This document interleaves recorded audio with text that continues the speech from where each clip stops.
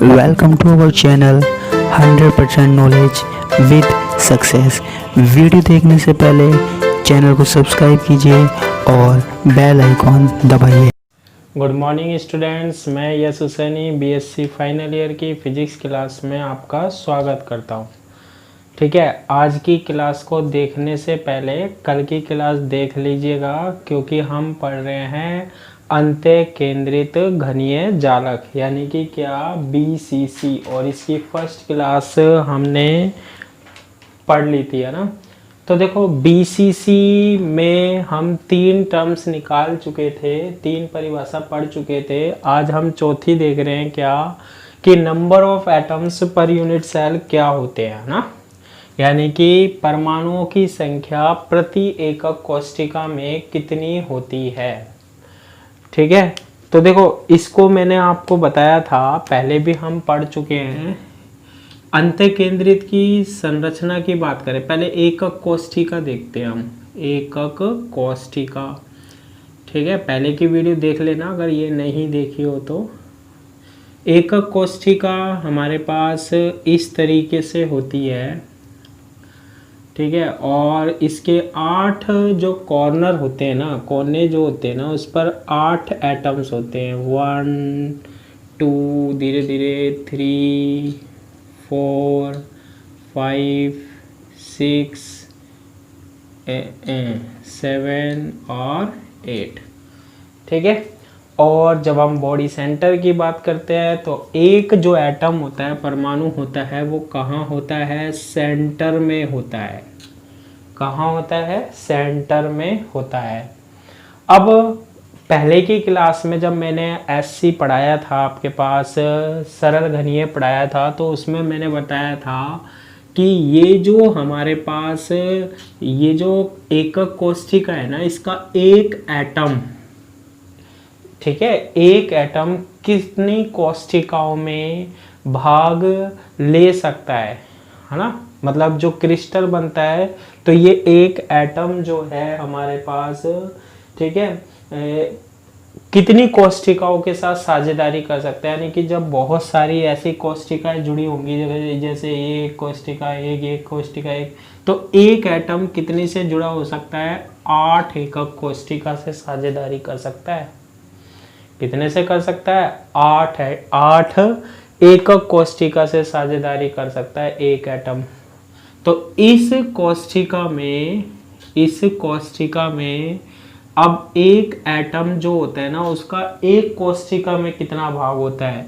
1/8 होता है। ठीक है, ये एटम जो होता है ना, वो कितने में साझेदारी कर सकता है, कितनी कोशिकाओं में काम आ सकता है? 8 में। तो बताओ इस एटम का, एक परमाणु का एक कोशिका में कितना भाग होगा? सबों में बराबर होगा, तो 1/8 होगा। कितना होगा? 1/8 होगा। और यहाँ पर देखो आपके पास कितने एटम हैं, यहाँ पर कितने एटम है कोनों पर? 1 2 3 4 5 6 7 और ये 8। टोटल कितने होते हैं? 8 होते हैं। ठीक है, प्लस एक कोशिका में, एकक कोशिका में एक एटम कहाँ और होता है? सेंटर में, यानी कि 1। 8 से कितना? 8 कैंसिल के हो गया, तो 1 + 1 = कितना हो गया? 2 हो गया। तो नंबर ऑफ एटम्स यानी परमाणुओं की संख्या एकक कोशिका में कितनी आई हमारे पास? 2 आई।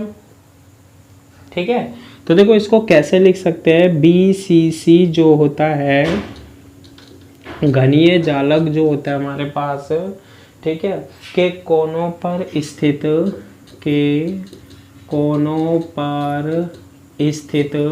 ये जो कोनों पर है ना स्थित प्रत्येक एटम, यानी कि प्रत्येक परमाणु, ठीक है, कितनी कोशिकाओं से? 8 एकक कोशिका से, 8 एकक कोशिका से क्या कर सकता है?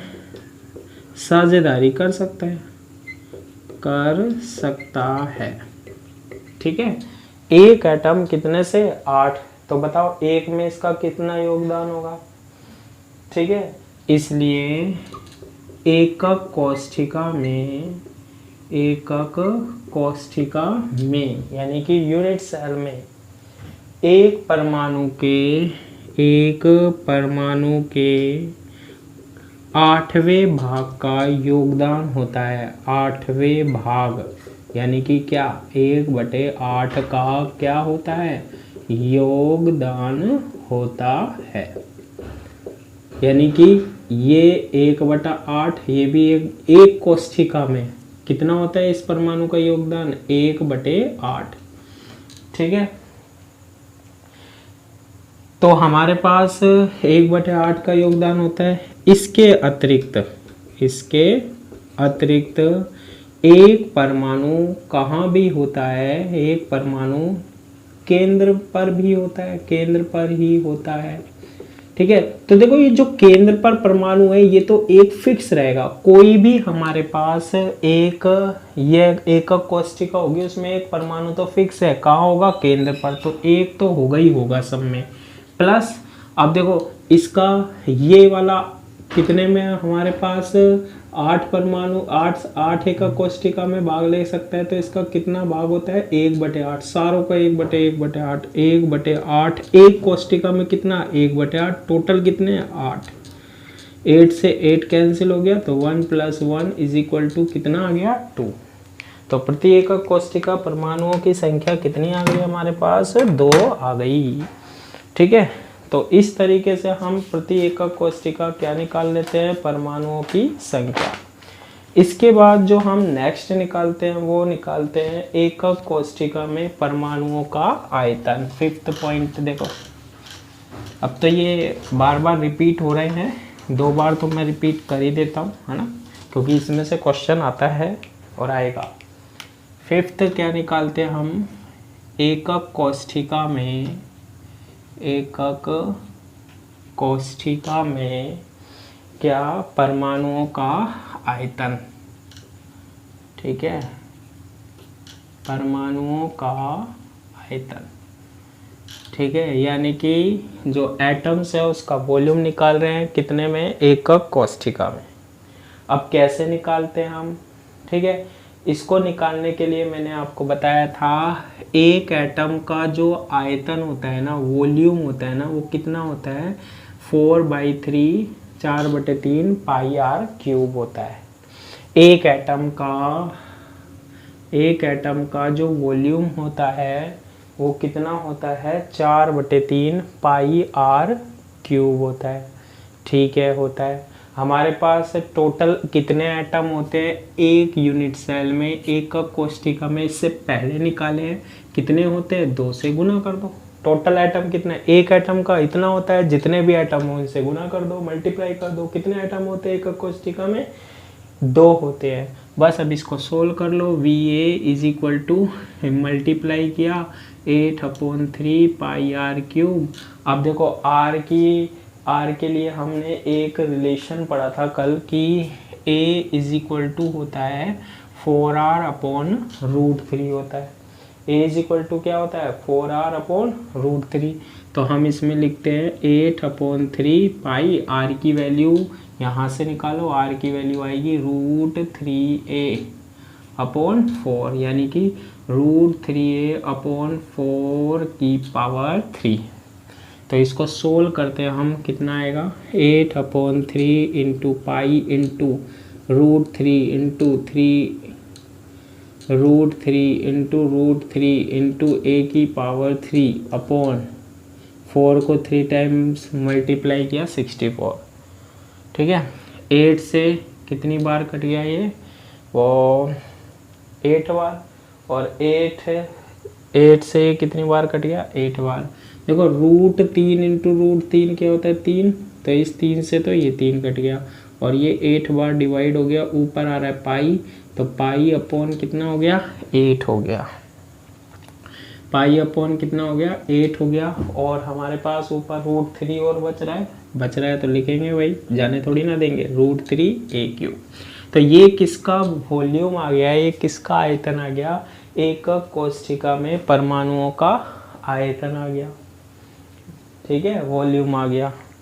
अब देखो नेक्स्ट क्या निकालते हैं। नेक्स्ट निकालते हैं हम 6th नंबर। अब 6th निकालते हैं भैया संकुलन गुणांक। हाँ, संकुलन गुणांक क्या बताता है, कितना टाइट जुड़े होते हैं उनके बीच में, जो बॉन्ड बना होता है ना क्रिस्टल के परमाणु के बीच में ना। पैकिंग फैक्टर बहुत इजी है, मैंने कल एससी के लिए भी निकलवाया था। पैकिंग फैक्टर का क्या होता है, फॉर्मूला होता है, बताओ क्या होता है फॉर्मूला, याद करो। P F is equal to एकक कोष्ठिका में परमाणुओं का आयतन क्या होता है, एकक कोष्ठिका में, यूनिट सेल में, एकक कोष्ठिका में परमाणुओं का, एटम का वॉल्यूम यानी क्या, आयतन। एकक कोष्ठिका में परमाणुओं का आयतन में हम डिवाइड करते हैं किसका, एकक कोष्ठिका का आयतन। एकक कोष्ठिका का आयतन, एकक कोष्ठिका का आयतन। ठीक है भाई, एकक कोष्ठिका में परमाणु का आयतन कितना होता है, एकक कोष्ठिका में परमाणु का आयतन होता है, ये निकाला ना क्या, पाई/8 √3 e⁻³ अपॉन एकक कोष्ठिका का आयतन कितना होता है। एकक कोष्ठिका है क्या, घन है भैया हमारे पास, और इसका आयतन, इसकी भुजा ए होती है, तो होता है कितना, a³ तो a³ लिख देते हैं, a³ से a³ कट गया तो पाई/8 आ गया इंटू √3 आ गया, आया नहीं आया, ठीक है भैया आ गया। अब इसको सोल्व करो भाई, सोल्व करना तो बहुत आसान है। देखो पाई 3.14 √3 से मल्टीप्लाई किया, 8 से डिवाइड किया और ये आ गया हमारे पास 0.68 आ गया ना, 0.68 और परसेंट में निकाले तो हमारे पास आएगा 68%, यानी कि उससे ज़्यादा ये बंधे होते हैं, टाइट बॉन्डिंग होती है इनमें, है ना, किसमें, BCC में, अंतः केंद्रित घनीय जालक में। ठीक है, इसके बाद हम पढ़ते हैं इसमें अभाज्य कोष्ठिका के मूलभूत सदिश। किसके बारे में डिस्कस करते हैं, अभाज्य कोष्ठिका के मूलभूत सदिश के बारे में, और ये मैंने आपको बताया था A, B और C होते हैं। देखो नेक्स्ट, इसके लिए मैंने पहले ही डायग्राम बना लिया ताकि टाइम बच जाए आपका, क्योंकि बहुत टाइम लग जाएगा बनाने में, और आप एक्सपर्ट हो, आप तो जब भी बना लेते हो, है ना, हमें तो समझाना है। देखो अगला नंबर कौन सा आ गया, 6th नंबर, और हम निकाल क्या रहे हैं, अभाज्य कोष्ठिका के, अभाज्य कोष्ठिका के मूलभूत सदिश, यानी कि क्या, fundamental vectors of primitive cell, fundamental, ठीक है, वेक्टर्स ऑफ प्रिमिटिव सेल, ठीक है, फंडामेंटल नॉट मेंटल। देखो ये कैसे निकालते हैं हम, है ना, इसके लिए आप क्या करो, देखो ये मैंने क्या किया है, एक क्रिस्टल की संरचना का व्यू दिखाया आपको, है ना, जिसमें मैंने क्या किया है कि 3 कोष्ठिकाएं ली हैं। कितनी कोष्ठिका ली है, 3। एक कोष्ठिका ये वाली है, देखो ये एक घन है, एक कोष्ठिका ये है, और एक कोष्ठिका नीचे धरी हुई है। कितनी कोष्ठिका है, 3, यानी 3 घन के डिब्बे हैं, एक घन का डिब्बा पासा, एक ये और एक ये। अब इन तीनों का एक पॉइंट ये वाला देखो कॉमन मान लिया मैंने, ये वाला, ठीक है, एक एक कोना आ रहा है तीनों में, इसका ये पॉइंट, इसका ये पॉइंट, इसका ये वाला, और नीचे वाले का ऊपर वाला। इस पॉइंट का नाम दे देता हूं मैं O, ठीक है। ऐसा क्यों कर रहे हैं, A B C की वैल्यू निकालने के लिए। अब देखो अंत्य केंद्रित में BCC में प्रत्येक जो कोशिका होती है उसके केंद्र पर एक एक एटम और होता है। देखो कोनों पर तो है ही 1 2 3 4 5 6 7 और यहाँ होगा 8। ऐसे ही इसमें भी 8 कोनों पर, सब में एक कहाँ और होगा, ये देखो सेंटर में।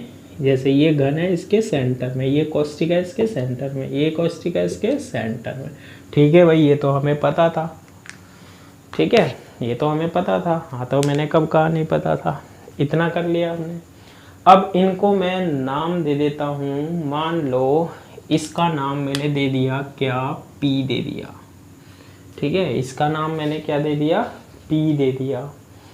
अब देखो इसमें क्या होता है कि मैं इसको एक वेक्टर से शो कर रहा हूँ। इस वाले एटम को ये मैंने मूल बिंदु मान लिया, ओरिजिन मान लिया, और इससे मैंने एक वेक्टर बना दिया ये वाला रेड कलर, इसलिए रेड कलर लेके आया मैं, है ना। ठीक है भैया, ये इसको ओरिजिन किसी को भी मान लेते हैं प्रदर्शित करने के लिए, इसको ओरिजिन मान लिया। अब ये सेंटर वाला है, ये सेंटर वाला है, ये सेंटर वाला है ना। तो इसी से ही ये जो सेंटर वाला है इसको हमने किससे व्यक्त कर दिया, किससे रिप्रेजेंट कर दिया, वो ही किससे, वेक्टर से, सदिश से। और इस एटम, ये पॉइंट जो है ना, इसका वैल्यू, इसका नाम धर देता हूँ मैं M। कुछ भी धरो, आपकी मर्जी है। ठीक है, इसके बाद हमारे पास यहाँ से ये यहाँ भी आ रहा है। देखो ये केंद्र में है ना, तो यही मूल बिंदु से ये, और इसका नाम धर दिया क्या, N धर दिया। क्लियर है ये वाली बात? ठीक है, तो अब देखो इसको मैं मान लेता हूँ क्या, A सदिश। ठीक है, इसे तो क्या मानने है मैंने, A सदिश। इसे मैंने मान लिया क्या है, ये B सदिश है, और इसे मैंने मान लिया C वेक्टर है। A वेक्टर, B वेक्टर और C वेक्टर क्या है भैया, हमने एक ओरिजिन ले लिया, मूल बिंदु ले लिया, और उससे जो केंद्र पर हमारे पास एटम है, परमाणु है, उसको A सदिश, B सदिश और C सदिश से क्या कर दिया, व्यक्त कर दिया। हो गया हमारे पास इतना काम। ठीक है, अब हमें क्या करना है, देखो B सदिश देखना है। B सदिश क्या है हमारे पास, समझना। B सदिश डेरिवेशन बनाने के लिए मैं B वेक्टर निकाल रहा हूँ, और B वेक्टर क्या है, OP। ठीक है, सदिश में हमारे पास क्या होती है, डायरेक्शन, तो इसे लिख सकते हैं हम क्या, OP सदिश लिख सकते हैं। ठीक है, अब देखो इसको हम कैसे सोल्व करें, कैसे B वेक्टर की वैल्यू निकालें, तो उसके लिए हम क्या करते हैं, ये इसका क्या है, आधार है, ऐसे सतह है ये वाली। ठीक है, इस सतह पर मैंने एक क्या डाल दिया, लंब डाल दिया। ये सतह है, ध्यान रखना, सतह ऐसे डल रहा है, परपेंडिकुलर लंब। ठीक है, सतह पर। अब ये सतह से हमने इसका क्या डाल दिया, एक लंब डाल दिया। ठीक है भैया, डाल दिया। इस बिंदु का नाम दे दिया, इस पॉइंट का नाम दे दिया मैंने क्या, Q पॉइंट दे दिया। ठीक है, क्या नाम दे दिया, Q पॉइंट दे दिया। अब देखो इसको मैंने यहाँ से क्या कर दिया, इस सेंटर से ये मिला दिया। ऐसा करने पर ये क्या बन रहा है हमारे पास, एक त्रिभुज बन रहा है, ट्राइंगल बन रहा है। और ट्राइंगल के लिए आपने वेक्टर का नियम पढ़ा होगा। ये A वेक्टर एक डायरेक्शन में, ये दूसरी उसी डायरेक्शन में, तो C जो होता है ना, वो किसके इक्वल होता है, A प्लस B के। त्रिभुज का नियम होता है, वेक्टर एडिशन होता है जो, है ना। तो इसको हम क्या लिख सकते हैं बताओ, OP सदिश को क्या लिख सकते हैं, OP सदिश को मैं लिख सकता हूँ, अगर ये इस दिशा में है, बाकी दोनों को मैं इस दिशा में मान लूँ, तो क्या लिख सकता हूँ बताओ, B सदिश बराबर से OQ सदिश प्लस QP सदिश। ये त्रिभुज के नियम से लिखा है, A की डायरेक्शन B की डायरेक्शन सेम है, तो अपोजिट इसके योग के बराबर होता है। 11th क्लास में हम पढ़ चुके हैं। ठीक है, तो ये आ गया हमारे पास क्या, Q आ गया। अब देखो इसकी वैल्यू और हम बना सकते हैं, अब देखो इसको मैं इस तरीके से और व्यक्त कर सकता हूँ, कैसे कि ये जो हमारे पास पॉइंट आया है कौन सा, Q आया है, कौन सा है हमारे पास, OQ प्लस QP। इसको हम क्या करते हैं, ये आधार में है, ये ऐसे है ना बेस में, इधर से हम इस रेखा पर ऐसे है ये बिल्कुल, और ऊपर से ऐसे लंब डल रहा है ये सारी चीज। अब देखो इसको इस भुजा पर मैं एक और लंब यहाँ डाल देता हूँ, ठीक है। ऐसा करने पर क्या होगा कि ये जो OQ है ना, इसका नाम धर देता हूँ मैं पॉइंट क्या, R, ठीक है। अब यहां से हम OQ की वैल्यू भी निकाल सकते हैं। देखो OQ वेक्टर क्या होगा, देखो OQ कैसे निकालते हैं।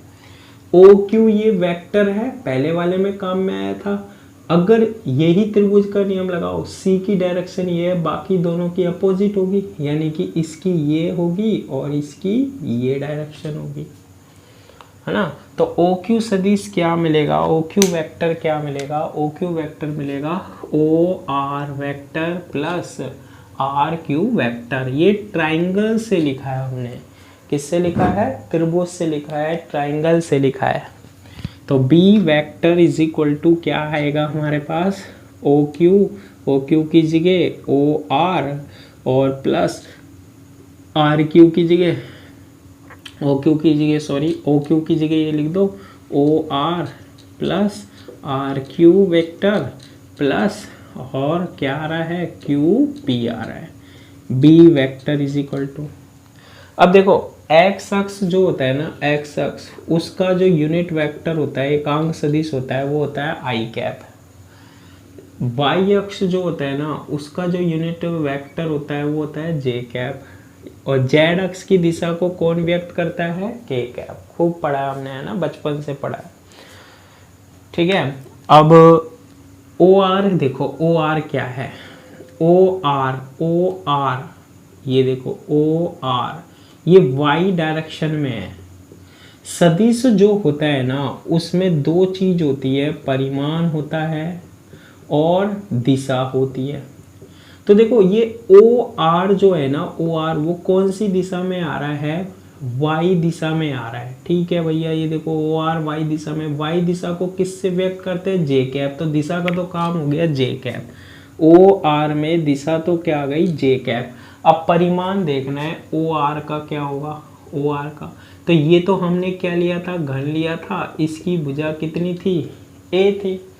तो ये देखो सेंटर में आ रहा है नहीं आ रहा, क्योंकि पॉइंट जब हम यहाँ डालते हैं ना लंब, तो ये जब ऐसे लंब डालेंगे, ऐसे लंब डालेंगे, तो ये कहाँ से डल रहा है, सेंटर से। तो ये जो दूरी होगी ना, ये कितनी होगी, ये टोटल तो कितनी है, ए। तो बीच में कितनी होगी, a/2। तो ये लिख देंगे a/2 लिख देंगे। फिर आर क्यू देखो आप, आर क्यू क्या होगा, आर क्यू। अब आर क्यू कौन सी डायरेक्शन में जा रहा है, देखो इस डायरेक्शन में जा रहा है। जबकि मैंने एक्स डायरेक्शन ये मानी है, आई कैप वाली डायरेक्शन ये है ना, ये तो अपोजिट जा रहा है, अपोजिट जा रहा है तो माइनस आई कैप, माइनस और क्या, आई कैप। दिशा का काम हो गया। परिमाण बताओ, अब परिमाण देखो आप, वही सेंटर से है तो सारी भुजा बराबर होती है, सेंटर में भी लोगे तो ये भी कितनी होगी, a/2 होगी। जब हम कौन सी वैल्यू निकालेंगे, आर क्यू, आर क्यू भी कितनी होगी, a/2, ठीक है। फिर उसके बाद आएगा प्लस QP, QP क्या होगा, QP भी देख लेते हैं बस लास्ट, QP Q और P, है ना। ये भी सेंटर में होता है ये परमाणु, और सेंटर में जब भी होगा तो नीचे तल से डिस्टेंस कितनी होगी बताओ इसकी। जैसे ये घन है, घन के बिल्कुल सेंटर में और नीचे तल है, कितनी होगी, वही a/2 होगी सेंटर से। तो लेकिन QP की दिशा कहाँ है, ऊपर, ऊपर की ओर, और ऊपर की ओर ये k कैप है। तो डायरेक्शन तो क्या हो गई, k कैप, दिशा तो k कैप, और परिमाण कितना होगा, वही a/2। बहुत अच्छी बात हो गई। देखो अब a/2 क्या आ गया हमारे पास, सब में से कॉमन आ गया। अब पहले लिखते हैं आई कैप, आई कैप कैसा आ रहा है, नेगेटिव आ रहा है। फिर लिखते हैं जे कैप, पॉजिटिव आ रहा है। फिर आ रहा है क्या, के कैप। तो ये निकल गया हमारे पास किसका, बी वेक्टर का मान, ठीक है। इसके बाद हमारे पास निकलता है सी वेक्टर, ऐसे ही निकालेंगे तो इतना करने की ज़रूरत नहीं है, लिख दो a/2। सी वेक्टर में ध्यान रख लेना, जब बी वेक्टर में क्या है हमारे पास नेगेटिव आई कैप है, बी वेक्टर में नेगेटिव कितना आता है हमारे पास, आई कैप आता है बी वेक्टर में, ठीक है। तो सी वेक्टर में क्या आएगा, जे कैप आएगा। अगला करते जाओ, जैसे आई कैप तो पॉजिटिव कर दो, माइनस जे कैप प्लस क्या, के कैप, ठीक है। और इसके बाद हमारे पास जो ए वेक्टर होगा वो a/2 होगा। अब इसमें आई कैप पॉजिटिव होगा, जे कैप पॉजिटिव, लेकिन के कैप क्या होगा, नेगेटिव। तो पहले आई कैप नेगेटिव था, दूसरे में जे कैप और तीसरे में क्या, के कैप। तो इस तरीके से सी की वैल्यू निकल जाती है a/2 आई कैप, ठीक है। सी की वैल्यू क्या निकली आई, a/2 आई कैप माइनस जे कैप प्लस के कैप, और ए वेक्टर की वैल्यू क्या निकली आई, आई कैप प्लस जे कैप माइनस के कैप, ठीक है। इसके बाद हम निकालते हैं लास्ट क्या, अभाज्य कोष्टिका का क्या आयतन, सॉरी एक हम वो निकालते थे अभाज्य कोष्टिका का आयतन निकालते थे लास्ट, अभाज्य कोष्टिका का आयतन, वॉल्यूम ऑफ प्रिमिटिव सेल। तो इसका फॉर्मूला बताया था मैंने स्टार्टिंग में, a.b क्रॉस क्या होता है, सी वेक्टर होता है। तो a वेक्टर की वैल्यू कितनी है, a/2 और क्या, i प्लस जे माइनस क्या, के कैप डॉट b वेक्टर की वैल्यू क्या है, ये है हमारे पास a/2 और क्या, माइनस आई कैप प्लस जे कैप प्लस के कैप, ठीक है। और इसका क्रॉस मल्टीप्लिकेशन किसके साथ, सी वेक्टर क्या है, a/2 और आई कैप माइनस जे कैप प्लस के कैप, ठीक है। तो इस तरीके से हम निकालते हैं।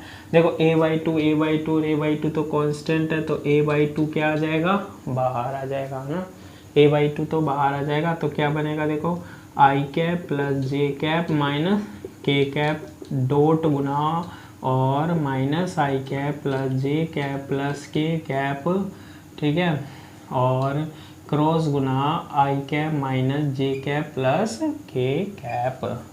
अब देखो आई, ये तो हम खूब मैथ में भी पढ़ते हैं, ये मल्टीप्लिकेशन है ना, तो सॉरी a/2 ये मल्टीपल में है, a/2 है ना, तो ये तीनों बाहर आएंगे तो ये तो बनेगा a³ और ये बनेगा कितना 8, 2 ये बनेगा 8 और a ये बनेगा a³। अब देखो इसको आप इसका क्रॉस गुना करना और इसके साथ डॉट गुना करना, और जब इसको पूरे को सोल्व करते हैं तो इसकी वैल्यू आएगी a3/2, ठीक है। और इस तरीके से हम इसको सोल्व कर लेते हैं। इसको क्रॉस गुना कर लेना, नहीं आए तो आप कमेंट करना, मैं आपको करके बताऊंगा नेक्स्ट क्लास में, ठीक है। आज के लिए इतना ही, थैंक यू।